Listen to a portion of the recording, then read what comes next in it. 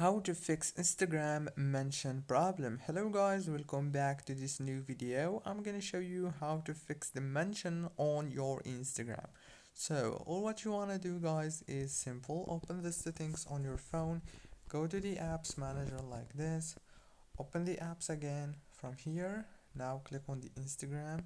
So all what you have to do now on this page is click on the force stop option and then go to the storage or the internal data, and then click on clear all these options from the storage and the cache.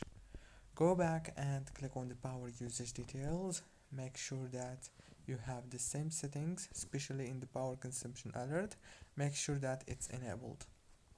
Now after this it must be working. If it's not, then you have to uninstall Instagram and then reinstall it again in the Play Store or the App Store.